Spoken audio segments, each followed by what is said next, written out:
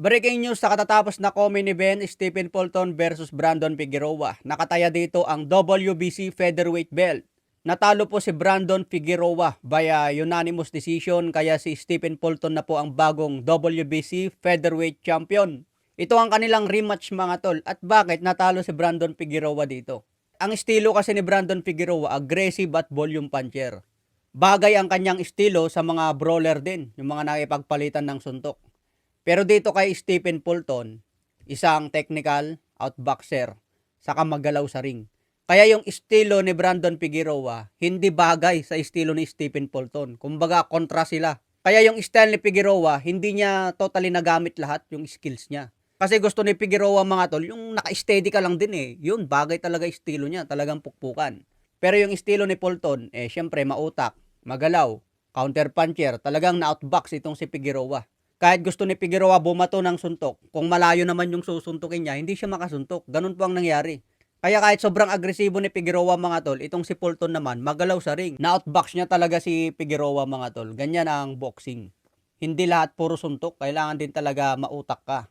Kung matatandaan nyo yung naging laban ni Figueroa versus Mark Magsayo, nagamit ni Figueroa yung estilo niya doon dahil hindi rin magalaw si Magsayo eh. Hindi katulad kay Fulton. Mabilis din kumounter si Fulton. May bilis din. Magaling din siyang tumiming.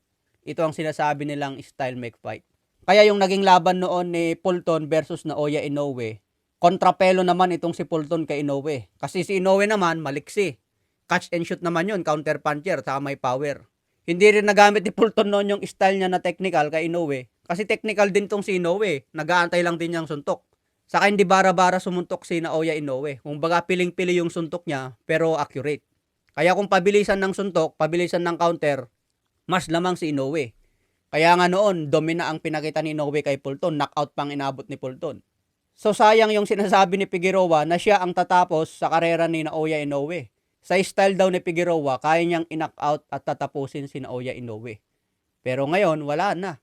Natalo lang kay Stephen Fulton na pinabagsak ni The Monster Inoue. Kung matatandaan nyo, galing dati si Inoue sa Bantamweight Division. Pag akyat niya ng Super Bantamweight, nilabanan niya agad noon si Stephen Fulton, Unified Champion. Si Stephen Fulton pa ang pumunta sa Japan. Isipin nyo mga tol kakaakyat lang ni Inoue, wala siyang belt.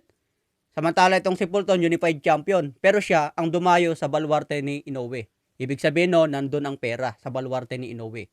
Kahit challenger lang si Inoue, siya pa rin ang dadayuin ng champion, 'di ba? Napakalupit. Kaya ngayon mga tol, kung aakyat si Inoue sa featherweight division 126 pounds, pwedeng dadayo naman si Inoue sa Las Vegas, sa Amerika, para labanan niya itong si Stephen Fulton. Kasi sinasabi ni Fulton dati gusto niya gumanti kay Naoya Inoue. Kaya nga siya umakyat ng featherweight at makakuha ng titulo. Para pag akyat ni Inoue sa featherweight, aabangan na lang niya. Kung maging champion ulit si Inoue sa featherweight division, maging 5 division champion na siya. Okay mga tol, so abang natin main event Benavides.